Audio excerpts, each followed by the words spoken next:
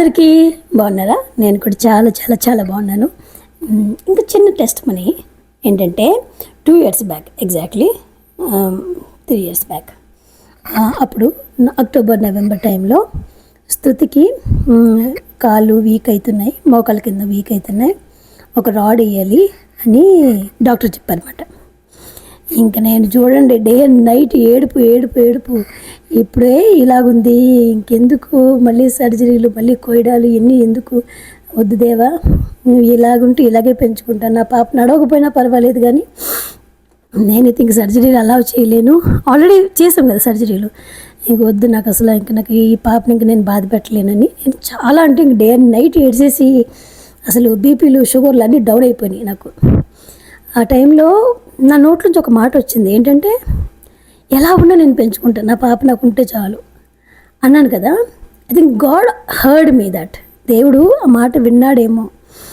అంటే నేను అప్పటిదాకా ఎలా ఉండేదంటే నా పాప నడవాలి నడవాలి నడవాలి అని ఉండేది. అప్పుడే ఫర్ ద ఫస్ట్ టైం అనిపించింది అనమాట, అమ్మో ఎలాగైనా పర్వాలేదు, ఎలా ఉన్నా పర్వాలేదు, నాకు ఉంటే చాలు, పెంచుకుంటాను, నేను ఎలాగున్నా నేను పెంచుకుంటాను, నా బిడ్డ నాకు ఇంపార్టెంట్ అన్నాను కదా.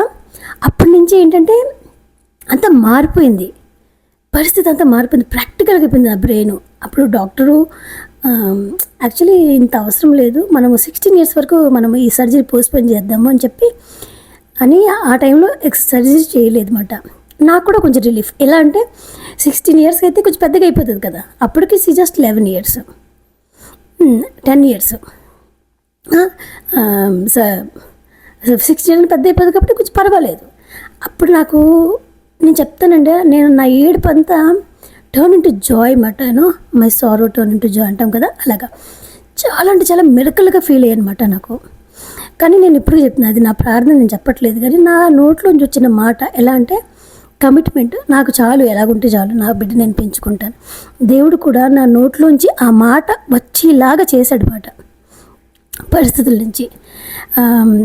నేను చాలా భక్తిపరాలని, లేకపోతే నేను చాలా స్పిరిచువల్ నేను చెప్పుకోను, కానీ వన్ థింగ్ నాకు ఏంటంటే ఐఎమ్ వెరీ వెరీ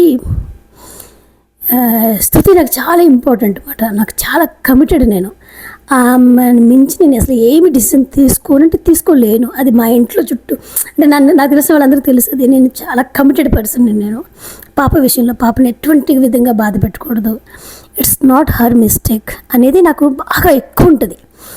అలాగా గాడ్ ఆనర్డ్ మీ అనిపించింది. దేవుడు, నేను కూడా దేవుడు దేవుడి చిత్తం ఇది, అంతే. దేవుడి చిత్తం కాబట్టి నీ చిత్తం నేను పెంచుకుంటాను ఆయన, అంతే. అక్కడ రెండు పక్కల నుంచి కూడా ఒబీడియన్స్ కనపడింది నాకు. ఆయన నాకు ఆనర్ చేసిండు, నేను కూడా ఆయనకు ఒబీడియన్స్ చూపించాను, రెండు అనిపించింది నాకు. అప్పటి నుంచి అనిపించింది అన్నమాట, దేవుడి చిత్తం ఏంటి అనేది అంటే మా స్తుతిని చూసుకోవడమే నాకు నా లైఫ్లో దేవుడి చిత్తం. అది ముందు నుంచి కూడా తెలుసు, కానీ ఇక్కడ ఏంటంటే సెకండ్ టైం ప్రూవ్ అయింది అంతే. ఇంకా అలాగా అప్పటి నుంచి ఏంటంటే ఆ పాపకి ఏది ఇంపార్టెంటో అదే డిసిజన్ తీసుకుంటాం. ఇప్పుడు ఇక్కడ ఇల్లు ఉందనుకోండి, మాది ర్యాంచ్ హోమ్ అన్నమాట, నేను ఆమె కోసం తీసుకున్నమాట. మాకు ఇప్పుడు వేరే ఇల్లు చూడాలన్నా కూడా మాకు ర్యాంచ్ హోమ్ అయితే చూద్దాం అనుకుంటున్నమాట. ఇంకా వేరే ఇల్లు కొనాలనుకున్నా కూడా ఇన్వెస్ట్మెంట్ కోసమైనా కూడా, అంటే మేమంత ఇంపార్టెన్స్ ఇస్తాము, అంటే అంత ఇంపార్టెన్స్ ఇచ్చేలాగా దేవుడు మమ్మల్ని ప్రిపేర్ కూడా చేశాడని చెప్తున్నాను. అంటే మన విశ్వాసం కూడా మనది కాదు, అది కూడా దేవుడు ఇస్తేనే వస్తుంది. అలాగా అదొక మిరకల్. ఇంకా లాస్ట్ ఏమో నాకు కొంచెం హెవీ బ్లీడింగ్ అయిపోయి నేను చాలా ఎనిమిక్ అయిపోయాను. ఇక్కడ డాక్టర్స్ ఏమంటే యూట్రస్ బల్జ్ అయ్యింది, తీసేస్తే మంచిది అన్నారు. కానీ సర్జరీ చేస్తే పాప అప్పుడే మెచ్యూర్ అయిందన్నమాట. సర్జరీ చేస్తే పాపని ఎవరు చూసుకుంటారు, అప్పుడే మెచ్యూర్ అయిన పిల్ల. దేవా నాకు సర్జరీ వద్దు, నేను ఏం డైట్ చేయకుండా డైట్ చేస్తా, నాకు సర్జరీ వద్దు, నేను జస్ట్ ట్యాబ్లెట్తో వైటమిన్స్తో మేనేజ్ చేసుకుంటా, ప్లీజ్ దయ చూపించంటే అప్పుడు కూడా సర్జరీ పోస్ట్పోన్ అయిపోయింది. అంటే అసలు సర్జరీ అవసరం లేదన్నారు. అంటే పీరియడ్స్ టైంకి వస్తున్నాయి, అన్నీ పెయిన్ లేదు, ఇవన్నీ అయిపోతే సెట్ అయిపోయింది. అలాగా ఆ విధంగా కూడా, అంటే నేను ఏం చెప్తున్నా అంటే ప్రాబ్లమ్స్ రావు, దేవుడు నమ్ముకుంటే నేను చెప్పట్లేదు, దేవుడు తొలగిస్తాడు, అందులోంచి మనల్ని బయట తీసుకొస్తాడని చెప్తున్నాను. అది అలా జరిగింది. అండ్ ఈ సంవత్సరం నేను హోమ్ డే కేర్ జూన్ నెలలో క్లోజ్ చేశాను. నెక్స్ట్ ఏం చేద్దాము అనుకుంటా ఉన్నాను. కానీ ప్రాక్టికల్గా దిగినప్పటికీ ఏ బిజినెస్ అయినా కూడా వీకెండ్స్ ఉండము, వీకెండ్స్ వెళ్ళిపోతాయి. పిల్లలు ఉండేదే వీకెండ్స్ ఇంట్లో, మళ్ళీ అగైన్ స్తుతికి ప్రయారిటీ కావట్లేదు, స్తుతికి నాకు అవసరం అనిపించట్లేదు, నాకు ఈ బిజినెస్ అని నాకు అనిపించింది. నాకు ఈ day care best. 9 to 5 job చేస్తాము, మండే టు ఫ్రైడే చేస్తాము, వీకెండ్స్ ఇంట్లో ఉంటాము, హాలిడేస్ ఉంటాయని నేనేమన్నా మా హస్బెండ్కి నేను జస్ట్ ఇది నా జాబ్కి వెళ్ళిపోతాను అన్నా. కానీ అక్కడ ఒక కాల్ వచ్చి I became one of the day కేర్లో నేను అస్సలు ఒక్క పైసా లేకుండా ఐ బికేమ్ పార్ట్నర్. ఓకే, నేనేదో తనకి ఇది ఒంట్లో బాగోపోతే మా పార్ట్నర్కి ఒంట్లో బాగోపోతే నేను తన డే కేర్ చూసుకుంటూ నేను ఐ బికేమ్ పార్ట్నర్. తర్వాత ఈ నెలలో నేను ఫుల్ డే కేర్కి ఓనర్ అయిపోయాను అనమాట.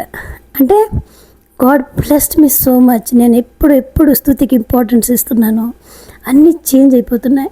ఇక్కడ స్తుతికి కూడా కాదండి ఇంపార్టెన్స్ ఇవ్వడం, దేవుడికి లోబడి, లేకపోతే దేవుడిని పర్పస్, నా లైఫ్లో పర్పస్ నేను అర్థం చేసుకున్నప్పుడల్లా నాకు అది చాలా యాడ్ ఆన్ అయిపోతుంది ఆ బ్లెస్సింగ్స్ మాట.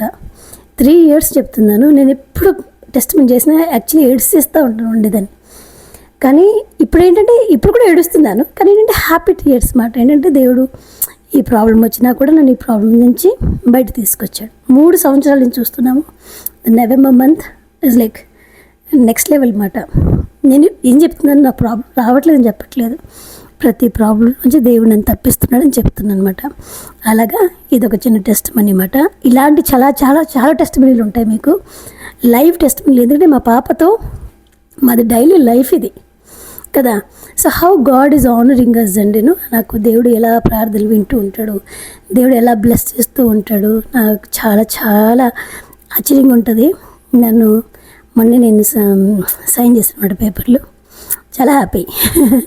సో ఇలాగా దేవుడి కార్యాలు చాలా బాగుంటాయి. God is so real.